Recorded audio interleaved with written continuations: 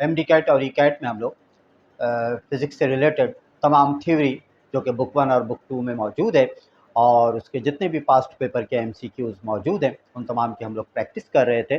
अब हम लोग बुक 2 पे पहुंच चुके हैं। बुक 2 में चैप्टर नंबर 11 कंप्लीट हो चुका है और उसके तमाम वीडियोस मैंने थ्योरी और जितने भी एमसीक्यूज़ हैं प्रीवियस पास्ट 20 पेपर्स के या 25 ईयर्स तक, वो सब मैंने अपलोड करके आप लोगों तक भेज दिया है। लिहाजा आप उन तमाम एमसीक्यूज़ को और थ्योरी को समझें और सही से उसकी तैयारी करें। ओके, अब हम लोग बुक 2 में फिजिक्स में नए चैप्टर को स्टार्ट करते हैं जो कि चैप्टर नंबर 12 है, इलेक्ट्रोस्टैटिक्स।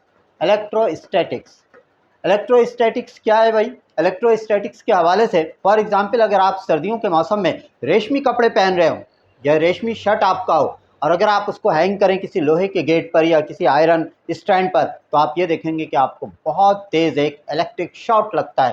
तो यही एक्चुअल में इलेक्ट्रोस्टैटिक फोर्स है। बात समझ में आ रहा है? इसी तरीके से अगर आप कंघी करते हैं कॉम सर्दियों के मौसम में, एक्चुअल में ऐसा होता है, और उसे आप अपने हाथों के करीब लाएं तो आप एक तरीके फोर्स ऑफ अट्रैक्शन महसूस करेंगे। ओके, तो इसमें सबसे पहली चीज़ क्या है? कूलम्स लॉ क्या होता है? सबसे पहले आपको ये देखना होगा कि कूलम्स लॉ में और जो बुक 1 में मौजूद है चैप्टर नंबर 6 में ग्रेविटेशन के चैप्टर में न्यूटन्स लॉ ऑफ ग्रेविटेशन, इन दोनों में क्या डिफरेंस है। तो आपको ये बात याद रखना होगा कि न्यूटन्स लॉ ऑफ ग्रेविटेशन में ओनली फोर्स ऑफ अट्रैक्शन पाया जाता है, कुव्वते कशिश पाई जाती है।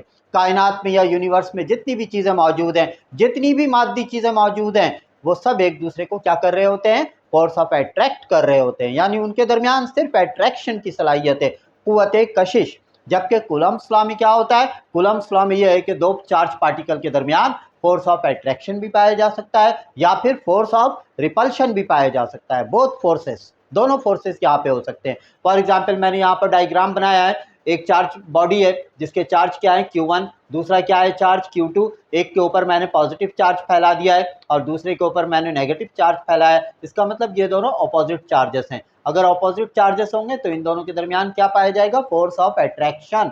और इन दोनों के मरकज से जो डिस्टेंस आपको बताया गया है वो किसके बराबर है? Small R. तो ये डेफिनेशन आप लोग प्रीवियस 9th क्लास फिजिक्स से आप लोग पढ़ते चले आ रहे हैं कि what is Coulomb's law. Coulomb's law में क्या कहता है? फोर्स ऑफ अट्रैक्शन और force of repulsion between two charge bodies are directly proportional to the product of their charges.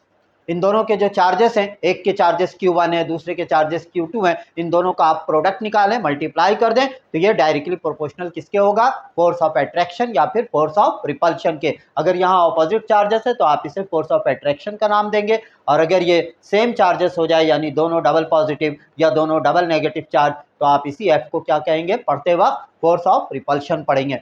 तो force of attraction between two charges are directly proportional to the product of their charges and inversely proportional 1 upon r square and inversely proportional to the square of their distance, जो कि यहाँ पर मौजूद है। Mathematically हम लोग क्या कह सकते हैं? ये दो रिलेशन हम कह सकते हैं, F is proportion to Q1 Q2 and F is proportion to 1 upon r square. By comparing 1 and 2 we get F is proportion to Q1 Q2 upon r square, या फिर आप इस साइन ऑफ प्रोपोर्शनलिटी को हटाएंगे तो यहाँ पर आप क्या लिख देंगे? K। ये K क्या चीज़ है? K यहाँ पर कांस्टेंट है और इस कांस्टेंट को आप क्या कहते हैं? Coulomb constant.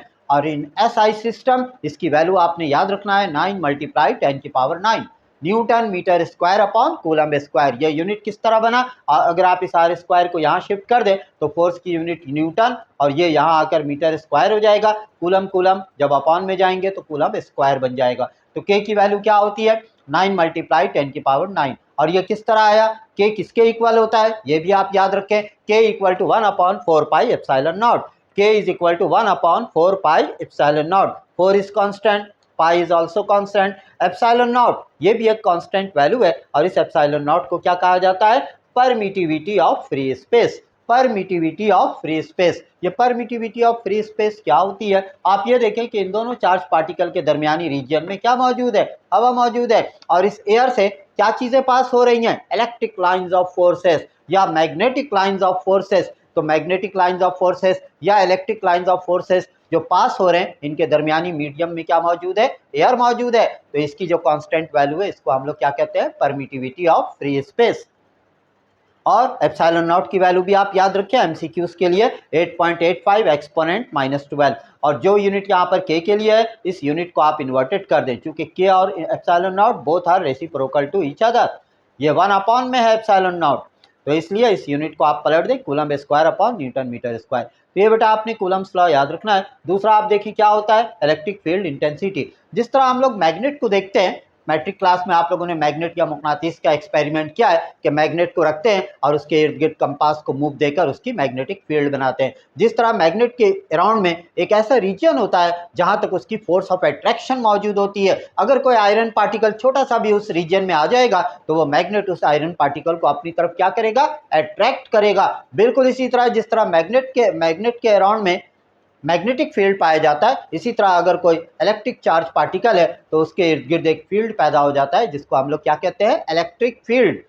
और उस इलेक्ट्रिक फील्ड की अपनी एक इंटेंसिटी होती है, अपनी एक स्ट्रेंथ होती है, अपनी एक ताकत होती है, तो उसको हम लोग क्या कहते हैं, इलेक्ट्रिक फील्ड इंटेंसिटी। यही वजह है कि हम लोग ये देखते हैं कि कभी कभी हादसात ऐसे होते हैं कि किसी हाई टेंशन वायर से करंट पास हो रहा है जबकि उसके दरमियान कोई परिंदे मौजूद नहीं है, लेकिन उसके बावजूद चूंकि उससे बहुत ज़्यादा हाई वोल्टेज जनरेट हो रहे हैं, लिहाजा अगर उसके करीब से कोई ईगल या कोई अगर फॉर एग्जांपल गलती से अगर कोई वर्कर्स किसी हाईएस्ट पॉइंट पे काम कर रहा है तो हम लोग ये सुनते हैं कि उसके साथ हादसात हो गए। इसकी क्या वजह है? इसकी वजह यह है कि उस वायर में जो करंट पास हो रहा है उसके करंट के गुजरने की वजह से उसके अराउंड में एक फील्ड जनरेट हो गया है सराउंडिंग में, और उस फील्ड को हम लोग क्या कहते हैं, इलेक्ट्रिक फील्ड इंटेंसिटी। और उस हाई टेंशन वाले रीजन में अगर कोई भी जानदार या लिविंग ऑर्गेनिज्म आएगा, चाहे वो इंसान ही क्यों ना हो, तो यकीनन हादसात हो सकते हैं।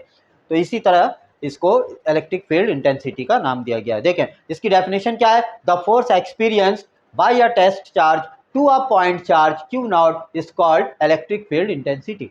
एक टेस्ट चार्ज है जिसको हम बड़ा तस्वुर करेंगे, ग्रेटर तस्वुर करेंगे, और उस टेस्ट चार्ज की अपनी एक फील्ड बन जाएगी जिसको हम इलेक्ट्रिक फील्ड कहेंगे। उस टेस्ट चार्ज के रीजन में अगर एक छोटा सा स्मॉलेस्ट पॉइंट चार्ज आ जाए जिसको हम क्यू नॉट का नाम देते हैं, और इसकी वैल्यू बिल्कुल ही मिनिमाइज हम लोग कंसिडर करते हैं, तो वो पॉइंट चार्ज अपने ऊपर उस टेस्ट चार्ज की वजह से जो फोर्स एक्सपीरियंस करेगा, महसूस करेगा, फील करेगा, उसको हम लोग क्या कहते हैं, इलेक्ट्रिक फील्ड इंटेंसिटी। और इसका फार्मूला क्या होता है भाई, E equal to F upon q naught, F upon q naught. और इलेक्ट्रिक फील्ड इंटेंसिटी की यूनिट क्या होती है, यहाँ देखें फार्मूले में फोर्स मौजूद है, यहाँ पॉइंट चार्ज क्यू नॉट मौजूद है, तो ये न्यूटन है और ये क्या है, कूलम। तो इस तरह इसकी यूनिट क्या बनती है, न्यूटन पर कूलम। आगे चलकर हम लोग एक और फार्मूला देखेंगे तो उसके तहत इलेक्ट्रिक फील्ड इंटेंसिटी की एक और यूनिट आप याद रखें, वोल्ट पर मीटर, वोल्ट पर मीटर। ठीक है, तो इलेक्ट्रिक फील्ड इंटेंसिटी की दो यूनिट होती है, न्यूटन पर कूलम, एक और यूनिट होती है वोल्ट पर मीटर, बल्कि आगे चलकर एक और यूनिट हम लोग इस्तेमाल करेंगे, weber per metre square, weber per metre square. अगर एग्जाम में आपसे पूछा जाए कि the unit of electric field intensity is, A में ऑप्शन दिया हुआ हो न्यूटन पर कूलम, बी में ऑप्शन दिया हुआ हो वोल्ट पर मीटर, सी में ऑप्शन दिया हुआ हो आपके पास वेबर पर मीटर स्क्वायर, और डी में ऑप्शन लिखा हुआ all of them, all of them means तीनों, 1 2 3, तो ये जो लास्ट वाला ऑप्शन डी है आप इस पे ओवल को फिल करेंगे कि भाई ऑल ऑफ देम जो है ये तीनों यूनिट एक्चुअल में किसकी है, इलेक्ट्रिक फील्ड इंटेंसिटी की है। ओके बेटा, नेक्स्ट टॉपिक देखें, फ्लक्स क्या होता है। फ्लक्स के बारे में हम लोग देखते हैं, number of lines of forces passing through a surface is called flux. Flux होता क्या है, इलेक्ट्रिक लाइंस ऑफ फोर्सेस किसी भी इलाके से जो पास हो रहा होता है तो उस इलेक्ट्रिक लाइंस ऑफ फोर्सेस या मैग्नेटिक लाइंस ऑफ फोर्सेस की जो तादाद है, जो काउंटिंग है, फॉर एग्जांपल एक इलाका है और वहां से 10 इलेक्ट्रिक लाइंस ऑफ फोर्सेस पास हो रहे हैं, तो वो 10 इलेक्ट्रिक लाइंस ऑफ फोर्सेस या 10 इलेक्ट्रिक लाइंस ऑफ फोर्सेस क्या कहलाएगा, उस चीज की फ्लक्स कहलाएगी। ओके, इसकी एक और डेफिनेशन भी है और में देख लें, the dot product of electric field intensity E and vector area delta A is called flux. Flux को फाई से इंडिकेट करते हैं और इसका फार्मूला क्या होता है, E dot delta A. E का मतलब क्या होता है, इलेक्ट्रिक फील्ड इंटेंसिटी, और डेल्टा A का मतलब क्या होता है, एरिया, वेक्टर एरिया डेल्टा ए। और ये दोनों वेक्टर्स हैं, अगर दो वेक्टर्स को मल्टीप्लाई करने से हासिल होने वाली चीज स्केलर हो तो इसको कहा जाता है डॉट प्रोडक्ट या स्केलर प्रोडक्ट। तो अगर आपसे ये पूछा जाए कि फाई क्या है, phi is a scalar quantity या वेक्टर क्वांटिटी, तो आप क्या कहेंगे, phi is a scalar quantity. तो आप इसकी डेफिनेशन क्या कह सकते हैं यहाँ पर, द डॉट प्रोडक्ट, या आप ये भी कह सकते हैं कि the scalar product of electric field intensity and vector area delta A is called flux. अगर आप डॉट को हटा दें तो आप क्या इस्तेमाल करेंगे, कॉस थीटा, और अगर क्रॉस होता है तो उसको हटाकर हम लोग क्या लिखते हैं, साइन थीटा। ओके, अच्छा, अब यहाँ पर फ्लक्स जो है मैक्सिमम भी हो सकता है, मिनिमम भी हो सकते हैं। फ्लक्स मैक्सिमम कब होगा, फ्लक्स मैक्सिमम उस वक्त होगा जब इलेक्ट्रिक फील्ड इंटेंसिटी और एरिया दोनों एक दूसरे के पैरेलल हो। अगर दोनों की डायरेक्शन पैरेलल हो, जिस डायरेक्शन में इलेक्ट्रिक फील्ड है उसी डायरेक्शन में वेक्टर एरिया भी है, तो both are parallel to each other, इस सूरत में फ्लक्स क्या होगा, मैक्सिमम होगा। और इसके लिए थीटा की वैल्यू हम लोग क्या लेंगे, 0। पैरेलल कौन होगा, E and delta A. If E and delta A are parallel then flux will be maximum. और दूसरा आपको याद रखना होगा कि अगर इन दोनों के दरमियान परपेंडिकुलरली एंगल बन रहे हैं, इलेक्ट्रिक फील्ड इंटेंसिटी E और वेक्टर एरिया डेल्टा ए, ये दोनों both are perpendicular to each other, then flux will be maximum, minimum, या फिर आप ये कह सकते हैं कि फ्लक्स विल बी 0। तो अगर एंगल 90 होगा तो फ्लक्स 0 होंगे, मिनिमाइज होगा, बिल्कुल ही नहीं होगा, मिनिमम कह सकते हैं, या बिल्कुल 0 कह सकते हैं, या अगर पैरेलल होंगे तो फिर मैक्सिमम होगा। ओके, नेक्स्ट एक लॉ है आपके बुक में, और उस लॉ का नाम क्या है, गॉसेस लॉ।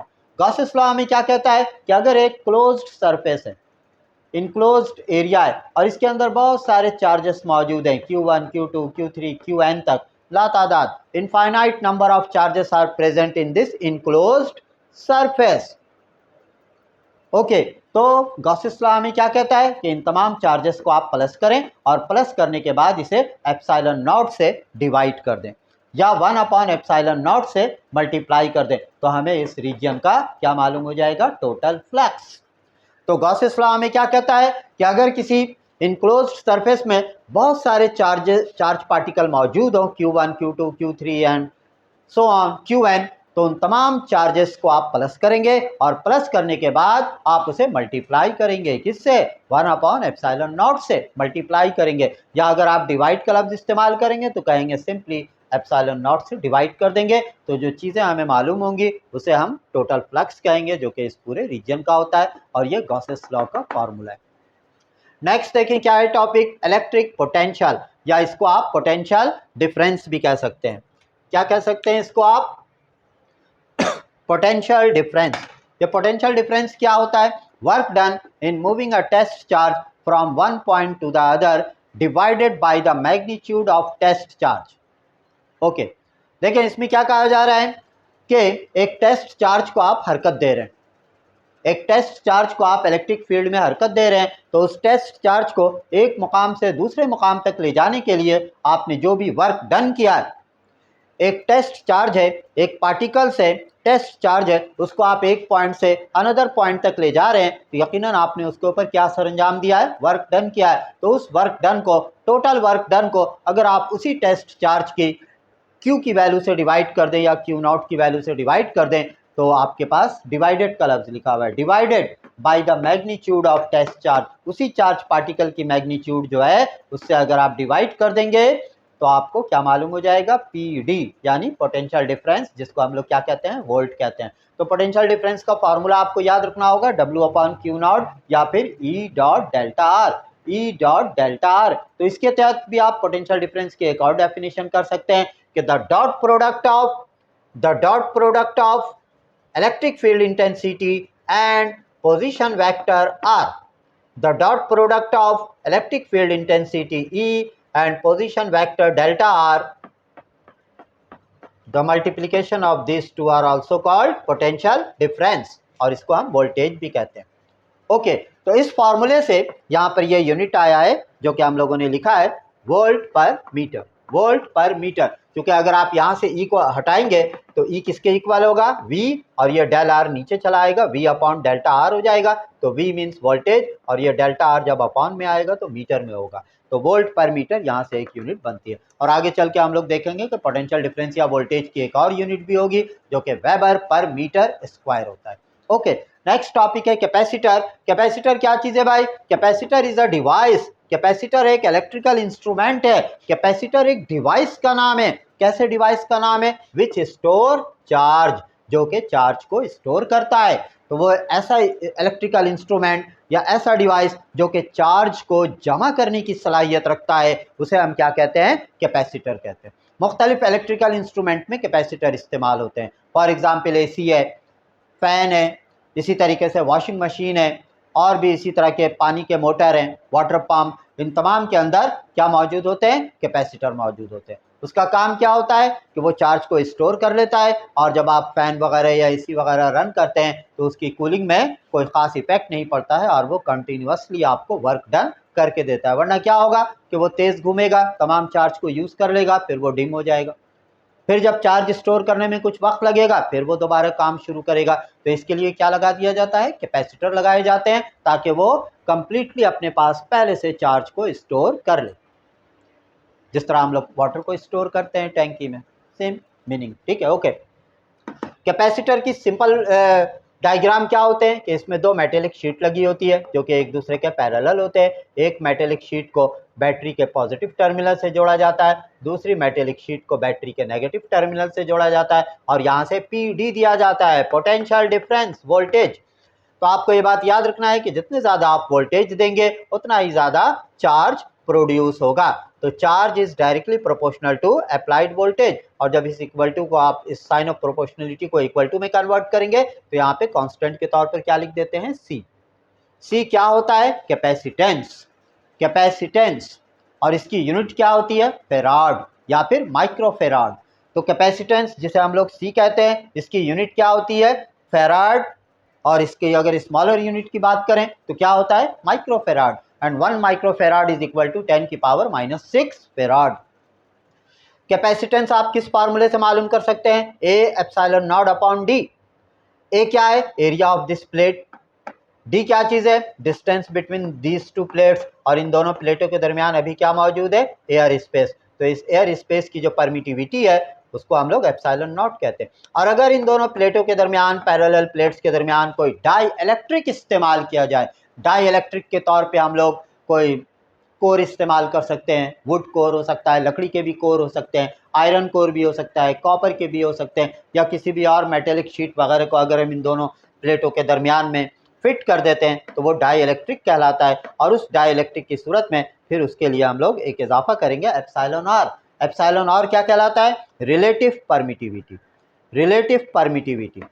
तो आप किसी भी कैपेसिटर की कैपेसिटेंस को बढ़ा सकते हैं, कम भी कर सकते हैं। अगर आप area of the plate increase कर दें, area of the plate increase कर देंगे तो कैपेसिटेंस इंक्रीज हो जाएगी। अगर आप इसका डिस्टेंस कम कर देंगे, अगर इन दोनों को क्लोज कर देंगे तो ज़्यादा कैपेसिटेंस होगा। जहन ये कह रहा है कि भाई हम प्लेटों के दरमियान फासले को बढ़ा देंगे तो ज़्यादा उसके दरमियान स्पेस बनेगा, ज़्यादा वो स्टोर करेगा। ऐसा नहीं है। प्लेटों के दरमियान जितना ज़्यादा आप उसे क्लोज कर देंगे उतना ज़्यादा उसके दरमियान स्ट्रेंथ मजबूत बनेगा, और इस तरह वो ज़्यादा से ज़्यादा उसकी कैपेसिटेंस बढ़ सकती है। तो कैपेसिटेंस को बढ़ाने के दो तरीक़ेकार हैं। एक तो ये है कि आप एरिया को इंक्रीज़ कर दें या फिर डिस्टेंस को डिक्रीज़ कर दें, क्योंकि ये इन्वर्सली है और ये डायरेक्टली है। और अगर इसके दरमियान में कोई डाइलेक्ट्रिक आप रखते हैं तो उसके लिए फिर एप्सिलॉन नॉट के साथ एक फैक्टर लगाना होगा, एप्सिलॉन आर। अब आप यहाँ देखें कि कैपेसिटर को हम लोग सर्किट में दो तरीक़ों से लगा सकते हैं, एक सीरीज़ कॉम्बिनेशन और दूसरा पैरेलल कॉम्बिनेशन। सीरीज़ में मैंने यहाँ पर दिखाया है, फॉर एग्जाम्पल ये दो पैरेलल प्लेट्स हैं, ये भी दो पैरेलल प्लेट्स हैं, ये भी दो पैरेलल प्लेट्स हैं। इधर वाले वायर को पॉजिटिव से और इधर वाले कनेक्शन को नेगेटिव से कनेक्ट किया गया। इस तरह इधर वाले लेफ्ट हैंड साइड वाले तीनों प्लेट्स पॉजिटिव हो जाएंगे और राइट हैंड साइड वाले तीनों प्लेट्स क्या हो जाएंगे? नेगेटिव। आपको इसकी टोटल कैपेसिटेंस मालूम करनी है सीरीज कॉम्बिनेशन में। तो आपने ये बात याद रखना है कि सीरीज कॉम्बिनेशन में इन तीनों पर चार्ज एक जैसा जमा होगा। सीरीज कॉम्बिनेशन में इन तीनों पे चार्ज कैसा जमा होगा? सेम। तो आप यहाँ पर कह सकते हैं कि here Q1 equal to Q2 equal to Q3 equal to simply Q। लेकिन इन तीनों को वोल्टेज डिफरेंट मिलेगा, वोल्टेज डिफरेंट मिलेंगे। तो यहाँ से अगर आप वोल्टेज निकालें तो क्या निकलेगा? V equal to Q upon C।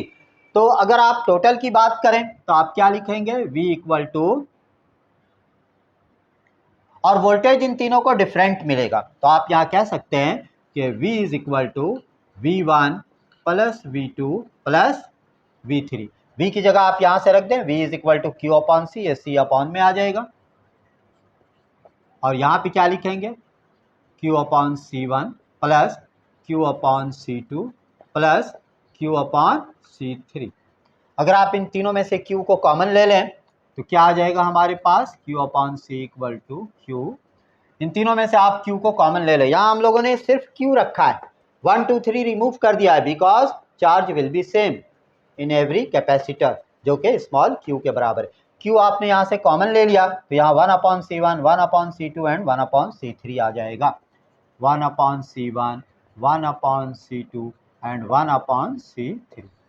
इस q को आप q से कैंसिल कर दें इससे, तो आपके पास रिजल्ट आ जाएगा 1 upon C equal to 1 upon C1, 1 upon C2 and 1 upon C3। तो सीरीज कॉम्बिनेशन में अगर आप टोटल कैपेसिटेंस निकालेंगे तो अपॉन करके फार्मूला लगाना होगा। जबकि अगले चैप्टर में जो हम लोग देखेंगे रेजिस्टेंस के लिए, तो उसके अंदर क्या होता है, सीरीज के लिए सिंपल एडिशन होता है। ओके, पैरेलल कैपेसिटर में इसी चीज का रेसिप्रोकल होगा। पैरेलल में इन तीनों को वोल्टेज सेम मिलते हैं, तो आप कह सकते हैं V1 is equal to V2 is equal to V3 is equal to V। लेकिन इन तीनों को चार्ज डिफरेंट मिलेगा, यानी Q equal to Q1 plus Q2 and plus Q3। Q की जगह आप रख दें CV टोटल के लिए, तो Q1 के लिए आप क्या लिखेंगे, C1V, यहाँ लिखेंगे आप C2V, और यहाँ आप क्या लिखेंगे, C3V। V आपने तीनों जगहों पे सेम रखा है, तो अगर आप इसमें से V कॉमन ले लें इन तीनों में से, तो आपके पास क्या आ जाएगा, देखिए CV equal to V common ले रहे हैं आप, तो ब्रैकेट में आपके पास आ जाएगा C1 plus C2 plus C3। तो इस तरह ये V और V कैंसिल होकर हमारे पास फाइनल रिजल्ट इसका आ जाता है, जो कि आप लिख सकते हैं C equal to C1 plus C2 plus C3। तो सीरीज कॉम्बिनेशन में, पैरेलल कॉम्बिनेशन में आप ये देखें कि total capacitance C1 plus C2 plus C3, यानी पैरेलल के लिए सिंपल एडिशन होगा और सीरीज के लिए 1 अपॉन करके एडिशन आप करेंगे। तो इस तरह चैप्टर नंबर 2 में जितने भी इम्पॉर्टेंट क्या बल्कि तमाम टॉपिक्स थे, इसको हम लोगों ने शॉर्टकट अंदाज में समझा है, क्योंकि अभी हम लोगों के पास टाइम की कमी है बेटा। अगर मैं चाहूँ कि थ्योरी को बिल्कुल ब्रीफली लेकर चलूँ तो ये ज़रा मुश्किल हो जाएगा, इसीलिए मैंने शॉर्टकट वे में जितने भी चैप्टर नंबर 12 में टॉपिक्स मौजूद हैं जो कि MCQs को समझने के लिए ज़रूरी है, वो मैंने आपको बता दिया है। इंशाल्लाह नेक्स्ट लेक्चर में मैं आप लोगों को इससे रिलेटेड जितने भी पास्ट पेपर के MCQs हैं वो इंशाल्लाह मैं चैप्टर 12 इलेक्ट्रोस्टैटिक का आप लोगों को समझाऊंगा और बताऊंगा। Okay, thank you.